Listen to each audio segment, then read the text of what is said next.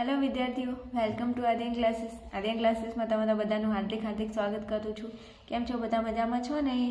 હા, જતા કોમેન્ટની અંદર જણાવો કે અમે બધા મજામાં છીએ અને બહુ ડેસિંગ તૈયારી કરી રહ્યા છીએ બોર્ડની.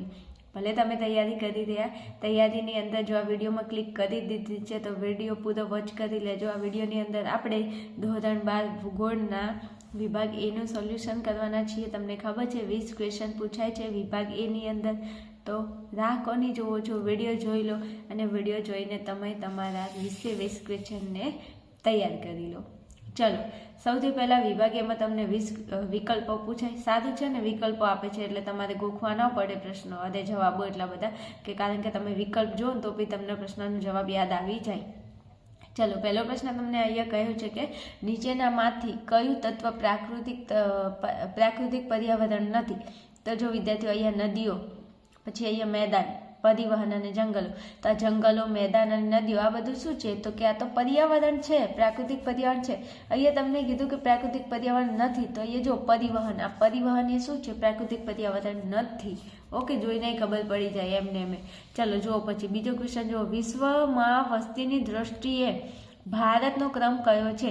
વિદ્યાર્થીઓ, વિશ્વમાં વસ્તીની દ્રષ્ટિએ ભારતનો ક્રમ કયો છે? તો બીજો. તમને હાલ ખબર હશે કે હાલ આપણું ભારત પહેલા ક્રમે પહોંચી ગયું છે. પહેલા ચીન હતું અને પછી બીજા નંબરે આપણું ભારત હતું અને અત્યારે આપણું ભારત પહેલા નંબરે પહોંચી ગયું છે. પણ તમારી ચોપડીમાં કોઈ ફેરફાર થયો નથી એટલે આપણે કોઈ ફેરફાર કરવાનું જરૂર, કરંટ અહીંયા લાવવાની જરૂર નથી. બીજો છે તો તમે એને બીજો જ રાખજો. ચલો પછી ત્રીજો ક્વેશ્ચન જુઓ. તો કે કેનેડાના ઉત્તર ભાગમાં વસતા લોકો કયા નામે ઓળખાય છે? તો કેનેડાની અંદર જે ઉત્તર ભાગમાં વસતા લોકો છે એને શું કહેવાય છે? કે એસ્કિમો. કેવું? એસ્કિમો. જેઠાલાલ કહેશે ને એસ્કિડન, તો એસ્કિડન નહીં પણ એસ્કિમો યાદ રાખજો. ઓકે, ચલો પછી જુઓ ચોથો ક્વેશ્ચન.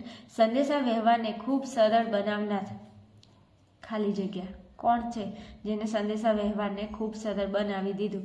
તો હવે તમને ખબર પડવી જોઈએ કે સંદેશા વ્યવહારને સરળ કોને બનાવી દીધું? તો ઇન્ટરનેટે.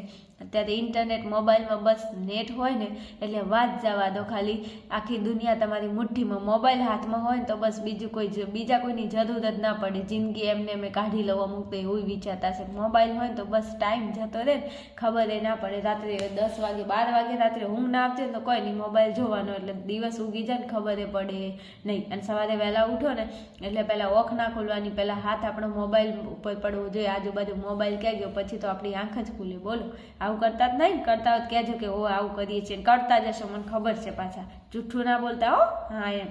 ચલો પછી પાંચમો ક્વેશ્ચન. ભારતમાં સૌપ્રથમ રેલવેની શરૂઆત કયા વર્ષમાં થઈ હતી? પણ વિદ્યાર્થીઓ, ભારતમાં રેલવેની શરૂઆત સૌપ્રથમ ક્યાંથી થઈ હતી? તો 1853માં મુંબઈ અને થાણા વચ્ચે થઈ હતી ને. હા, ખબર હોવી જોઈએ.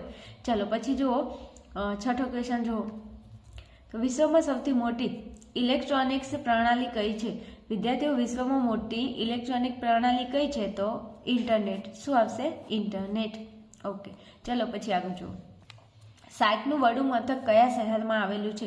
વિદ્યાર્થીઓ, સાર્કનું વડું મથક કયા શહેરમાં આવેલું છે?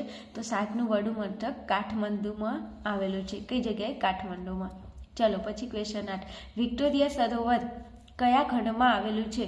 વિદ્યાર્થીઓ, વિક્ટોરિયા સરોવર નામે કેવું છે? વિક્ટોરિયા રાણીનું નામ કદાચ સાંભળ્યું હોય તો વિક્ટોરિયા સરોવર કયા ખંડમાં આવેલું છે? તો આફ્રિકા આવશે. કઈ જગ્યાએ? આફ્રિકા. ચલો પછી આગળ જુઓ. 9મો ક્વેશ્ચન. નીચેનામાંથી કયું શહેર શૈક્ષણિક કેન્દ્ર છે? નીચેનામાંથી કયું શહેર શૈક્ષણિક કેન્દ્ર છે? જવાબ શું આપશે? વલ્લભ વિદ્યાનગર. શું આપશે? વલ્લભ વિદ્યાનગર. ચલો પછી સિગ્મા દર્શાવવા કઈ સંજ્ઞા વપરાય છે? વિદ્યાર્થીઓ, સિગ્મા દર્શાવવા માટે કઈ સંજ્ઞા વપરાય? તો અહીંયા દેખાય છે ઈ જેવી. હા, ઈ નથી પણ આમ સિગ્માને આવી રીતે દર્શાવાય. પરીક્ષામાં પૂછાય આ રીતના લખજો. સિગ્માને કેવી રીતે દર્શાવાય? આવી રીતે. ઓકે. ચલો પછી આગળ જુઓ. ચાલો જુઓ 11મો ક્વેશ્ચન. વર્તુળમાં ખૂણાના કુલ કેટલા અંશ હોય છે? તો વિદ્યાર્થીઓ, આખું એક વર્તુળ હોય તો વર્તુળમાં અંશ કેટલા હોય? તો ખૂણાના 360 અંશ હોય. કેટલા? 360 અંશ હોય. ચલો પછી જો એક જ પરિમાણ ધરાવતો આલેખ કયો છે? વિદ્યાર્થીઓ એક જ પરિમાણ ધરાવતો આલેખ કયો છે? રેખા આલેખ. કયો આલેખ આવશે? રેખા આલેખ. ચલો પછી જો જીપીએસ પ્રણાલી વિકસાવનાર દેશ કયો છે? તો જીપીએસ પ્રણાલી વિકસાવનાર દેશ આવશે USA. ચલો પછી GISના પિતા તરીકે જાણીતા કોણ છે? ભાઈ વિદ્યાર્થીઓ GISના પિતા તરીકે જાણીતા કોણ છે? તો રોઝર ટોમલિન્સન. જો નામ બી કેવું છે? Roser Tomlinson. ઓકે, ચલો પછી જુઓ 15મો ક્વેશ્ચન, ભીત નકશા મુદ્રિત કરવા ઉપયોગી હાર્ડવેર શું છે? વિદ્યાર્થીઓ ભીત નકશાને તમારે મુદ્રિત કરવા હોય તો તમે શેનો ઉપયોગ કરો છો? દિવાલ ઉપર એને મુદ્રિત કરવા માટે તમે પ્લોટરનો ઉપયોગ કરો છો. જવાબ શું આવશે? પ્લોટર. ચલો પછી જુઓ આગળ 16મો ક્વેશ્ચન, ચીન અને દક્ષિણ પશ્ચિમ એશિયાના મધ્યમાંથી પસાર થતો જૂનો માર્ગ કયો? જૂનો માર્ગ કયો આવશે? રેશમ માર્ગ. કયો આવશે? રેશમ. ઓકે. ચલો 17મો ક્વેશ્ચન, ટેમ્સ નદી પરનું નદી બંદર કયું છે? ટેમ્સ નદી પરનું નદી બંદર શું આવશે? તો આવશે લંડન. શું આવશે? લંડન. ચલો 18મો ક્વેશ્ચન જુઓ, ભારતમાં સર્વે ઓફ ઇન્ડિયાની કચેરી ક્યાં છે? વિદ્યાર્થીઓ ભારતમાં સર્વે ઓફ ઇન્ડિયાની કચેરી કઈ જગ્યાએ આવેલી છે? તો દહેરાદૂનમાં. કઈ જગ્યાએ? દહેરાદૂન. મોસ્ટ આઈએમપી ક્વેશ્ચન જો પરીક્ષામાં પૂછાય જ. તૈયાર કરી નાખવાનું, મૂકવાનું નહીં, બધું તૈયાર કરવાનું જ છે હા પાછું. હા ચલો, આલેખ એ ઘણું મહત્વનું ખાલી જગ્યા સ્વરૂપ છે. તો આલેખ એ ઘણું મહત્વનું કેવું સ્વરૂપ છે? તો કે ચિત્રાત્મક. કેવું સ્વરૂપ? ચિત્રાત્મક. ચલો પછી જીપીએસ પ્રણાલીમાં પૃથ્વીની ફરતે કુલ કાર્યશીલ ઉપગ્રહોની સંખ્યા કેટલી? તો કેટલા ઉપગ્રહો છે જીપીએસ પ્રણાલીમાં? તો 24 ઉપગ્રહો. કેટલા છે? 24. દેખાય છે? તો કે હા યાદ. અહીંયા જો જીપીએસ પ્રણાલીમાં પૃથ્વીની ફરતે કેટલા કાર્યશીલ ઉપગ્રહો છે? તો 24 ઉપગ્રહો. વિદ્યાર્થીઓ આઈએમપી ક્વેશ્ચન છે, બિલકુલ મૂકતા નહીં, તૈયાર કરી લેજો. પરીક્ષાની અંદર બેઠે બેઠા ક્વેશ્ચન તમને જોવા મળશે. ઓકે.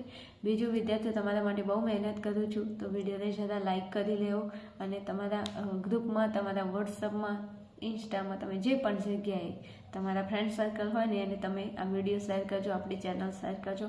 અને જો ચેનલની અંદર નવા હોય તો ચેનલ સબસ્ક્રાઈબ કરી લેજો અને બેલ આઇકોનને જરૂરથી પ્રેસ કરી લેજો.